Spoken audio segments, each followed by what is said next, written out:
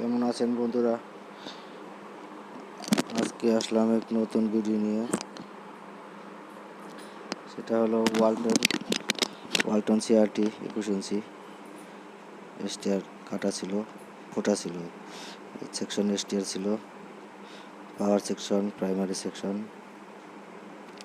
এখানে secondary preset, তারপর ট্রানজিস্টারগুলো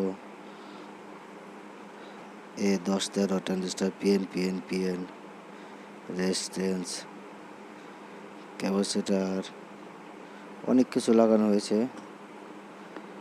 তারপরে পাওয়ার সেকশন 110 সাপ্লাই ছিল না, দেখছেন ট্রানজিস্টারগুলা, অপটো কাপলার, এই সেকশন অনেক কিছু, অনেক রেজিস্ট্যান্স চেঞ্জ করা হয়েছে। ক্যাপাসিটর,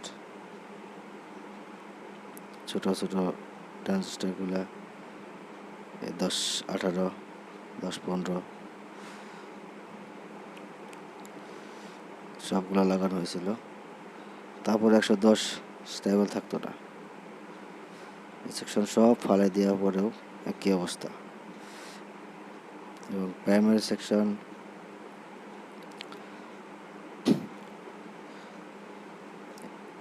তারপরে একই অবস্থা।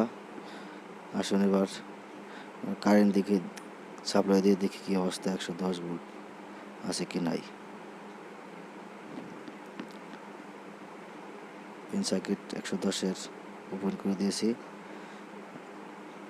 100 ওয়াট বাল্ব লোড দিয়েছি।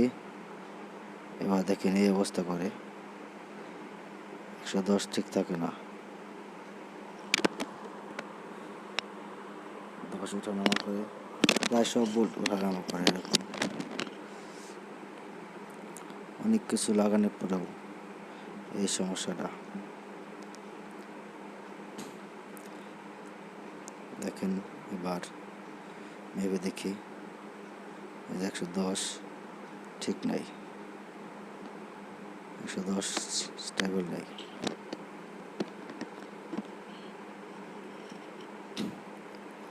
সিরিজ লাইন একই অবস্থা, দেখেন সিরিজ লাইন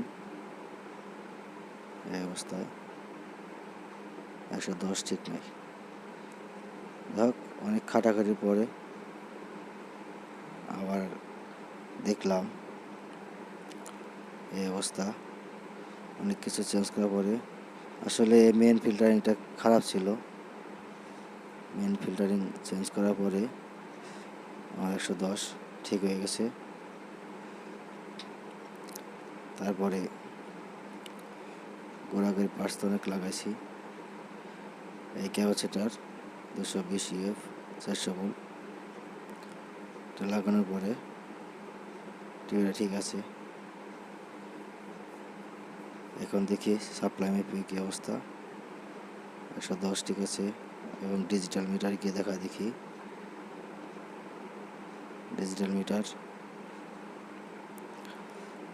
110 ঠিক আছে। দেখেন আমার টিভি রান হয়ে গেছে। এবার অ্যান্টিনা লাগানোর পালা। আবার আসেন একবার দেখে নেই কি অবস্থা। অ্যান্টিনা লাগিয়ে টিভি অফ করালাম। এই সেই মেন ফিল্টারিং,